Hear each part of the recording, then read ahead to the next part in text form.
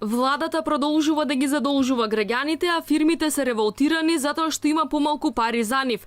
Веќе утре Министерството за финансии продолжува со редовното задолжување, овој пат за 32,4 милиони евра.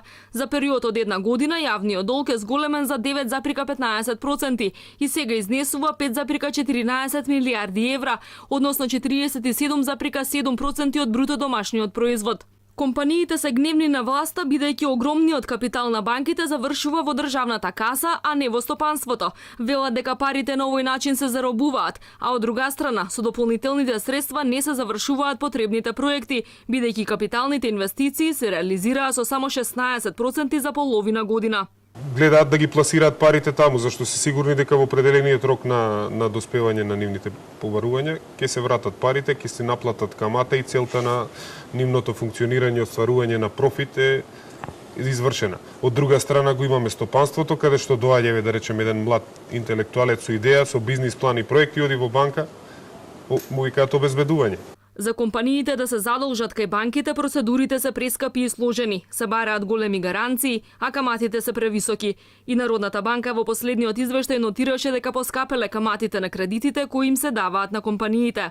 Пример, една банка за да даде пример одреден износ на пари, сигурно треба бара гаранција 2 или 3 пати повеќе него тој износ што ќе го дава на банката, на компанијата, што значи дека компанијата се оптоварува со капиталот што го вложува тука за да земи некој износ. И додека владата лесно доаѓа до парите од банките, многу потешко им ги враќа парите на компаниите. Бизнисмените бараат да се скратат роковите во кои институциите треба да им платат за сработеното. Особено имаат проблеми со јавните предпријатија и општините. Да се намали рокот на наплаќање на обврските од државата, бидејќи голем број на компании соработуваат, извршуваат услуги и работи за државата, меѓутоа роковите за плаќање на обврските се сигурно долги и скратувањето на тие рокови и побрзо делување на државата во плаќањето на своите обврски сега ќе влијае на зголемување на ликвидноста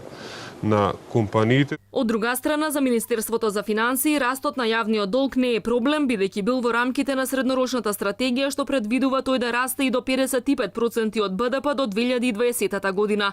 И покрај минималниот раст од 0,1% во првите 3 месеци, владата се уште е оптимист дека ќе се достигне растот од 3,2% и ќе се реализираат капиталните инвестиции до 90% од планираното до крајот на оваа година.